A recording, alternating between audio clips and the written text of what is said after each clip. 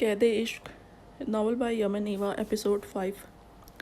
जवाब के इंतज़ार में इसकी धड़कन रुक रुक कर चलने लगी। इनकार या इकरार दोनों ही शर्मिंदा करने वाले थे। वो मोबाइल पर मुंतज़िर नज़रें गाड़े बैठी थी जब आखिरकार 2 मिनट बाद के शर्मसार इंतज़ार के बाद मैसेज मिला। ज़रूर, कितने चाहिए? 3 लफ्ज़, और वो मज़ीद शर्मिंदा सी हो गई। दिल चाहा यहीं रुक जाए, कह दे मजाक था, नहीं चाहिए। मगर इतने आगे आकर कदम रोक लेती तो ढेर हार जाती। जल्दी से फ्रेंड्स ग्रुप में मैसेज फॉरवर्ड किया। मिनाल वगैरह ने देखते ही खुशी का इजहार किया। अब जो जो हम मैसेज करती जाएं वो भेजती जाओ। मिनाल ने कहा तो वो ओके कह गई। रकम बताई तो इसकी आंखें फैल गईं। पूरे 50 लाख। मिनाल, इट्स अलॉट। मैं इतने कैसे? वो बौखला गई। कमान हान, जल्दी मैसेज भेजो, डोंट बी चाइल्ड। 5 से 8 लाख तक तो नॉर्मली होता ही है रिच लड़कों के पास। यार, it's just a bet, doesn't matter 50 कहो या 1 करोड़ कहो। परिहान की बौखलाहट पर वो तीनों फिर से शुरू हो चुकी थी। इसका सर चकरा गया।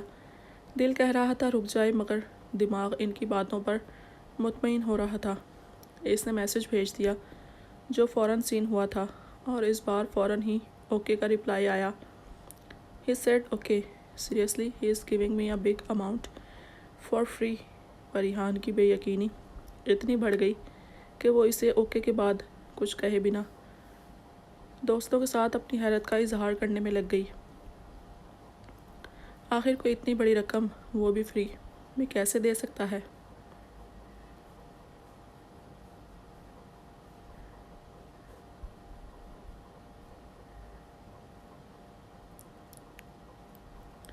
ओके, अब इससे कहो कहाँ देगा। कहना कैश चाहिए, जो जगह जगह कहे हमें बताना, सब साथ चलेंगी। वो जैसे ही पैसे निकालेगा मैं बेट विन कर जाऊंगी। मिनाल की अगली बात पर इसका दिल लरसा। वो पैसे लेने खुद जाएगी, ये तो सोचना नहीं था। मिनाल, तुम अपने अकाउंट में ले लो ना, जाना क्यों है? वो परेशानी से बोली। इसकी बात पर फिर इसकी कमकली और बेवकूफ़ी पर एक लंबी तकरीर आई। वो पैसे भेज कर मुकर जाएगी, भेजने वाला वो नहीं था। फिर मिनाल लेकर मुकर जाए, वो वापस ना करे तो सब सेटल कर लो कि व्हाट अ फुलिश गर्ल। बिरहा ने इसे डपट कर चुप करवाया था। इसका भी सोया हुआ दिमाग जागा था। इसे सब वहीं ख़त्म भी तो करने जाना था। इसके लिए सब ज़रूरी था, जाना भी ज़रूरी था, इन सब का होना भी ज़रूरी था। पैसे कहाँ देंगे? मुझे बाय हैंड कैश चाहिए। इसने हिम्मत करके मैसेज भेज दिया। हाथों और चेहरे पर घबराहट से बेतरहा पसीना आ रहा था। बार बार पसीना साफ करती वो अपना चेहरा सुर्ख कर चुकी थी। मेरे ऑफिस आ जाएं, या फिर किसी कैफ़े या क्लब में अकेले मिलना चाहेंगी आप? इतने दिन बाद ये पहला तफसीली जुमला था। इसके अल्फाज पर परिहान का रंग उड़ गया। कितनी देर वो जवाब नहीं दे पाई। वो इसे क्या समझ रहा था आखिर? शर्मिंदगी के मारे इसकी आंखें भर आईं। वो अपने ऑफिस की लोकेशन भेज चुका था। मिनाल, लोगों के मैसेजेस भी आते रहे। इसने बददिली से मोबाइल पटक दिया। अपिया आने कहती हैं, वो जल्दी आपकी शादी कर देंगी और आप भी परीसापी की तरह यहाँ से चली जाएंगी। पूर्वा सांस फुलाए इसके पास आई थी। इससे चौंक कर इसे देखा। इसके चेहरे की हवाइयाँ उड़ रही थीं। परिहान को बेसाख्ता हंसी आई। शादी तो होनी ही है, एक दिन मेरे ट्वीटी की भी होगी। उफ परी, तुम दुल्हन बनकर कैसी लगोगी? वो इसके कंधों पर हाथ रखकर इसे सरता पैर देखती शरारत से बोलती। बात बदल गई। अब या अभी शादी मत करे, मैं अकेली हो जाऊंगी, या फिर मुझे भी साथ ले जाना वहाँ। वो रूहान सी सूरत बनाकर बोली तो परिहान हंस हंस कर पागल हो गई। पूर्वा नाराज़गी से इसे देखने लगी। इसकी अपिया हमेशा इसकी बातों पर हंसती थी बस। ओ मेरा ट्वीटी, मेरे साथ रुखसत होना है बेबी को। मेरे इन-लॉज जहेज़ में इतनी बड़ी लड़की देखकर परेशान हो जाएंगे। वो मुंह पर हाथ रखती हंसी दबाने की कोशिश में हल्कान सुर्ख पड़ रही थी। कुछ देर पहले वाली शर्मिंदगी और खिफ़त भूल गई। पूर्वा इसके लिए हर मुश्किल और दुख में सुकून की दवा जैसी थी। मासूम और प्यारी बातों वाली। मैं इन सब के काम करूँगी, वो परेशान नहीं होंगे। पूर्वा की अगली बात पर वह धक से रह गई। क्यों मुलाजमा हो तुम? पागल मत बनो, ऐसी बात फिर कभी मत करना। तुम मेरी छोटी सी परी हो, कभी काम नहीं करने। बस स्टडी करो और फिर तुम्हारी अपिया तुम्हें साथ रखेगी, चाहे मुझे अपना घर छोड़ना पड़े। वो इसे खुद से लिपटाती मोहब्बत से बोली। पूर्वा का दिल सुकून में डूब गया। शहद रंग आंखें चमकी। अपिया, मुझे बाल कटवाने हैं, मैं तंग होती हूँ। वो अपने कमर को छूते लंबे बाल इसके सामने करके बेचारगी से बोली। यही मौका था बात मनवाने का। बिल्कुल नहीं परी, मैंने इतनी मेहनत की है तुम्हारे बालों पर, और भी बढ़ाना चाहती हूँ। फिर तुम रपुंजल की तरह लंबे बालों वाली गुड़िया होगी। जिसका शहज़ादा बाल पकड़ के कमरे में मिलने आएगा, वो पूर्वा के सिल्की नरम लंबे बालों को समेटती कहानी बनाकर खुद ही हंस रही थी। पूर्वा की आंखें फैल गईं। शहज़ादे के बाल पकड़ने पर मैं गंजी हो जाऊंगी। पूर्वा ने झुरझुरी लेकर बेसाख्ता बालों पर हाथ रखकर जैसे इन्हें बचाना चाहा। परिहान ने हंसी दुबाई। बस हम ये प्रोग्राम कैंसिल कर देते हैं। कोई ऐसा शहज़ादा होना चाहिए जो बाल ना खींचे। हान के लिए मज़ीद हंसी दबाना मुश्किल हो रहा था। पूर्वा इसकी बात पर मुत्तफ़िक होती, सर हिला रही थी, फिर सीधी हुई। अपिया, आपके जैसे बाल करवा लूँ, ये अच्छे लगते हैं। इसने अपना गुलाबी छोटा हाथ बढ़ाकर परिहान के कंधों को छूते स्याह सिल्की बालों को छुआ। नहीं पूर्वा, मैंने कहा ना तुम्हें लंबे बाल करने हैं।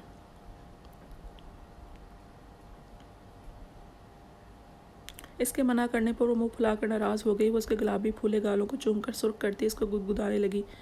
कुछ ही देर बाद दोनों खिलखिला रही थी, पूर्वा गुदगुदाने पर और परिहान इसे देखकर इनकी आनी आवाज़ों पर कमरे में आई तो दोनों को हंसता देख दिल से खुश रहने की दुआ देती मुस्कुराई और पलट कर चली गई। वो शावर लेकर निकला। ड्रेसिंग के सामने खड़े होकर नम बालों को ब्रश करता दूसरे फारिग हाथ से शर्ट के बटन बंद कर रहा था। जब दरवाजे पर दस्तक हुई, इसने पलट कर देखा तो दरवाजे पर जरशे खड़ी थी। जरशे, आ जाओ, क्या बात है? वो मुस्कुराकर पलटा और इसे अंदर बुलाया। वो झिझकती हुई इसके नम चेहरे को देखती चंद कदम आगे बढ़कर बोली, लाला, आपको आगा जान ने बुलवाया है। वो बड़ी सी चादर में लिपटी सर झुकाकर खड़ी थी। खानज़ादा ने लब भींचे। जरशे, मैं तुम्हारा भाई हूँ। मुझसे इस तरह अजनबियों वाला रवैया और झिझक मत रखा करो, ना ही छुपा करो। पलवशे और तुम में कोई फ़र्क नहीं। इसके पास जाकर अपने हिसार में लेता इसके चादर में छुपे माथे को चूमा तो वह सर उठाकर इसे देखने लगी।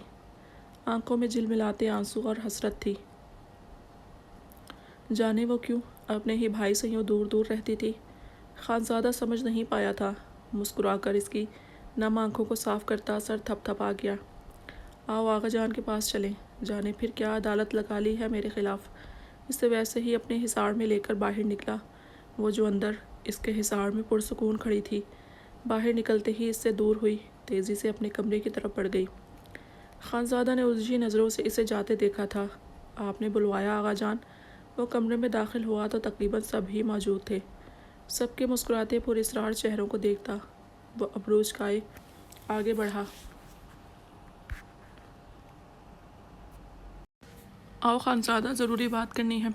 खान यूसुफ के खुशी से जगमगाते चेहरे को देखकर वो भी मुतजस्सिस होता। इनके पहलू में बैठा, तुम्हारी शादी करने का इरादा हो रहा है। पूछना था तारीख क्या हो। वैसे तो कल बाकायदा बड़ों के दरमियान तय पाई जाएगी, मगर मैं चाहता हूँ तुम्हें जो सही लगे। खान यूसुफ की बात पर वो मुँह खोले। इन्हें देखने लगा। इसे ये तक नहीं पता था शादी किसके की जा रही है और ये लोग तारीख का सोच रहे थे। आका जान, मुनासिब लगे तो ज़रा ये भी बता दीजिए किससे शादी की जा रही है, या ये बात निकाह के वक्त ही मुझे पता चलेगी। इसने दांत किचकिचाकर कहा तो सब बड़े हंस दिए। आका जान ने कहका लगाकर इसकी पुश्त थपथपाकर जो नाम बताया, इसके चेहरे के तासरात एकदम बदले थे। झटके से खड़ा हुआ, बेयकीनी ही बेयकीनी थी। सब इसकी तरफ परेशानी से देखने लगे।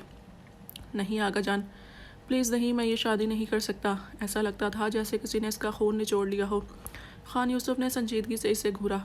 वजह बताओ, इसमें क्या कमी है? खूबसूरत है, पढ़ी लिखी है, ख़ानदानी है। तुम इससे ज़्यादा मिले नहीं हो, वरना बहुत नरम मिजाज और सुलझी हुई है। खान यूसुफ के लहजे से सारी नरमी गायब हो चुकी थी। इसने एक नज़र कमरे में मौजूद सबको देखा। बाप, चचा, माँ, चची, दोनों भाई और भाभियाँ। हर नज़र में सवाल और हैरत थी। यानी सब को ही यकीन था लड़की हर लिहाज से इसके लिए बेहतर है और इसका इनकार हैरान कुन था। वो परफेक्ट हो या हुस्न की मलिका, ख़ानदानी है या पढ़ी लिखी, मुझे इससे शादी नहीं करनी। आगा जान प्लीज़, मुझे फोर्स नहीं करेंगे आप लोग। बुरी तरह बेचैन हुआ, मगर आगा जान डटे हुए थे। कोई ख़ास वजह नहीं, लड़की साथ काफ़ी अरसे से तुम्हारी मंग है और तुम खड़े खड़े इनकार कर रहे हो। जाओ खानज़ादा, हम खुद तारीख सोच लेंगे। इस मामले में कोई ढील नहीं मिलेगी। खान यूसुफ के अटल जुमलों पर वो इससे पहले के ज़ब्त खोता वहाँ से चला गया। पीछे सब परेशान बैठे रहे। आका जान बहुत परेशान हो गया है, वो फोर्स नहीं करें, वक्त दें इसे, मैं बात करूँगी। खाने बेगम ने बेचैनी से पहलू बदला। बेटे के चेहरे पर दुख जैसी कैफियत जो छाई थी, इनकी आंखों में ठहर सी गई थी। इस बार नहीं खानी, शादी के बाद वो खुद संभल जाएगा। बिला वजह का इनकार मैं आगे कैसे पहुँचाऊँगा? खान यूसुफ पहली बार अपने खानज़ादा की नाराज़गी की परवाह नहीं कर रहे थे। वो कमरे में आकर गहरे गहरे सांस भरता अपने अंदर का उबाल निकालने के लिए अपने बाल खींचने लगा। वो सबको कैसे बताता मूसा की ज़िंदगी तबाह करने वाली वही थी जिसकी वजह से मूसा की शादीशुदा ज़िंदगी में कभी सुकून नहीं रहा था। वो इसी लड़की को कैसे अपनी बीवी बनाकर ले आए जिसने इसके दोस्तों जैसे भाई को तबाह किया था। ना वो बता सकता था, ना ही बर्दाश्त कर सकता था, पागल हो रहा था। खान यूसुफ लाख मोहब्बत जता ले मगर इस किस्म के ख़ानदानी फ़ैसलों में कभी नरमी नहीं बरतने को तैयार नहीं होते थे। इसका मूड इतना ख़राब हुआ कि रात तक कमरे में बंद रहा। रात के खाने के वक्त पूरा घर बारी बारी दरवाज़ा बजाता, मिन्नतें करता रहा मगर इसने गोया कसम खा ली थी कि ना वो दरवाज़ा खोलेगा ना कुछ खाएगा। खान यूसुफ ने थक हार कर गुलजान को इसके पास भेजा। सब जानते थे इनके एहतराम में वो इन्हें ऐसे नखरे नहीं दिखाता। गुलजान की मखसूस हल्की दस्तक और आवाज़ पर इसने फ़ौरन दरवाज़ा खोला। मोरे गुलाब, रात के इस वक्त सब ठीक है ना? इसकी परेशानी पर वो मुस्कुराई। खाना नहीं खाया आपने? खाने से कैसी नाराज़गी? इनके नरम परेशान लहजे में पर वो बेचारगी से पलटकर सोफे पर जा बैठा। समझ गया, आगा जान ने भेजा है। भूख नहीं है इसलिए नहीं खाया। आप फिक्र ना करें, सो जाए जाकर। बिखरे बाल संवार कर इन्हें भी टाला था। नीली आंखें सुर्ख नमी से भर रही थी। खान यूसुफ की पहली बार सख्ती ने इसे अच्छा खासा उदास कर दिया था। गुलजान ने आगे बढ़कर जग से पानी डालकर गिलास इसे थमाया था। परेशान नहीं होते, शादी पूरी ज़िंदगी का फ़ैसला है। अगर दिल नहीं मान रहा तो खान साहब को आराम से समझा दें। आपसे बहुत प्यार है, इन्हें मान जाएंगे। गुलजान के नरम अल्फाज पर इसको तसल्ली सी हुई। पानी पीकर खुश्क होता हलक तर किया। मुझे फ़र्क नहीं पड़ता वो आराम से माने या नहीं, मैं ये शादी नहीं कर सकता। शादी की तो सारी ज़िंदगी खुशी के लिए तरस जाऊँगा। मोरे गुल वो गिलास टेबल पर रखता जिस सख्ती से बोला। गुलजान ने लब काटे। वो घर में तूफ़ान लाने वाला था। जर्शे ने आज आपके लिए ख़ास तौर पर चाइनीज़ राइस बनाए हैं, आपको पसंद है ना? जर्शे को आता देखकर वो जल्दी से बात बदल गई। इनकी बात पर इसने पलटकर दरवाजे की सिमत देखा। जर्शे ट्रे लिए अंदर आई। इसने सर दा भरी, यानी अब खाने से इनकार मुश्किल हो गया था। गुलजान सिंगल सोफे पर बैठ गई थी। जर्शे ने इसके सामने मेज़ पर ट्रे रख दी। लाला, आपकी नाराज़गी से पहले मैंने बनाए थे चावल, आपने खाना क्यों नहीं खाया अभी तक? इसी झिझक भरे लहजे में कहती वो नाराज़गी जाहिर करना चाह रही थी मगर नाकाम रही। खानज़ादा ने इसका हाथ थामकर अपने पास बिठाते हुए सर चूमा। मेरी गुड़िया ने बताया नहीं था, इसलिए अब खाऊंगा ना। तुम बैठो मेरे पास। वो इसे पास बिठा गया। गुलजान इसके लिए प्लेट में चावल निकालने लगी। जरशा की छोटी छोटी मासूमाना बातों पर मुस्कुराता वो खाना खाने लगा। कुछ ही देर में पलवशे भी आ गई। गुलजान इसके लिए चाय बनाने जा चुकी थी। जब तक इसने खाना खाया पलवशे और जरशे पास बैठी रहीं। वो हर बार की तरह शिद्दत से महसूस कर रहा था। पलवशे जरशे से कम बोल रही थी और चीज़ें ज़्यादा बैठी थी। ये बात हर बार की तरह महसूस करता उलझ रहा था। जरशे से पूछने पर भी इसे कुछ नहीं बताती थी। इसके हाफिज़ चलते हैं आज अब इस गेम को एंड भी तो करना है, वरना वो परिहान को जाने क्या समझ देगा। यूनी से ऑफ होने के बाद मिलान ने कहा तो सबको इससे इत्तेफाक हुआ। परिहान भी अपना आप क्लियर करना चाहती थी। वो अजनबी इसे गलत समझ रहा था शायद। क्यों गुड आइडिया, क्योंकि पैसे देने पर तो वो राज़ी हो ही चुका है। बैठ तो मिनाल, तुम जीत गई, रीमा ने भी जोश से कहा। वो सब मिनाल की गाड़ी की तरफ बढ़ रही थी जब परिहान ने मुंह बिगाड़ा। सामने ही इसका ड्राइवर गाड़ी समेट से देख रहा था। वो जानती थी इग्नोर करके चली जाए, तब भी इसने पीछा करना था। गाइस, मेरा ड्राइवर आज वक्त पर ही पहुंच गया। आनी का जासूस शायद जान गया आज कहीं जाने वाले हैं हम। परिहान ने बेचारगी से इन लोगों को इत्तला दी। इट्स ओके, हम मिनाल की गाड़ी में जाते हैं, तुम इसके साथ पीछे आ जाओ। आनी से कह देना किसी प्रोजेक्ट के सिलसिले में जाना पड़ा इस कंपनी ने। मिरहा ने फौरी बहाना कर लिया था। परिहान की आंखें चमकी। वैसे वो भी कम ना थी मगर इन मामलात में इसकी दोस्तें दुगना तेज़ चलती थीं। ऑफकोर्स कोई क्लब नहीं जा रहे कि डर रही हो? ऑफिस की लोकेशन है या भेजो? मिनाल ने भी इसे इत्मीनान दिलाते हुए पूछा। है मेरे पास। Okay C you. वो हाथ हिलाती अपनी गाड़ी की तरफ बढ़ गई। वो तीनों पहले ही निकल कर जा चुकी थी। परिहान ने ड्राइवर को वही सब झूठ सुनाकर लोकेशन बताई तो वो सर हिलाकर इसे अगले 1 घंटे में इस जगह पहुंचा चुका था। कब आओगी? हम पहुंच चुके हैं, इतने लेट क्यों हो? इन तीनों के पिछले 10 मिनट से मैसेजेस पर मैसेजेस आ रहे थे। परिहान ने गाड़ी से निकलकर एक नज़र इस निहायत ऊंची बिल्डिंग को देखा। मैं आ गई हूँ, तुम लोग कहाँ हो? इसने मैसेज करते हुए कदम अंदर की तरफ बढ़ाए। ऑफिस में रिसेप्शन पर कहना लड़की पहुंचा देगी। रीमा के मैसेज पर वो गहरा सांस भरती हिम्मत करके रिसेप्शन पर पहुंची। सॉरी मैम, क्या आपकी अपॉइंटमेंट है सर के साथ? आपको ऐसे ही ऑफिस में नहीं जाने दे सकते, रिसेप्शन पर मौजूद लड़की ने माजरत करते हुए कहा और आने वाली कॉल की तरफ मुतवज्जा हो गई। इसका हलक तक कड़वा हो गया। मिनाल इसके सर की दोस्त थी तो आराम से जाने दिया। परिहान को रोके बैठी थी। इसे शदीद गुस्सा आया। वो इस इंसल्ट पर बाकी सब भाड़ में झोंक कर पलटती आउटडोर की तरफ बढ़ी। मैम रुकें, सॉरी आप आए, मैं ऑफिस दिखा देती हूँ। लड़की की पुकार पर वो जल्दी से आगे बढ़ते हुए एक जानिब इशारा किया। परिहान समझ गई मिनाल ने कहलवाया है। गर्दन अकड़ाकर इसके साथ चलने लगी। वो ये भी भूल चुकी थी क्या करने आई है। वो फेस टू फेस पैसे लेने आई हुई थी।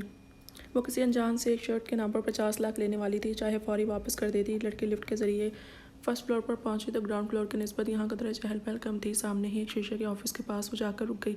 पर रिहान ने एकदम घबराहट के हमलावर होने पर पसीना होते हाथ आपस में रगड़े, होठों के पास हाथ फेरती, पसीने की नमी साफ करते हुए लबों पर जुबान फेरी और कपकपाते हाथों से डोर खोल कर अंदर कदम रखा।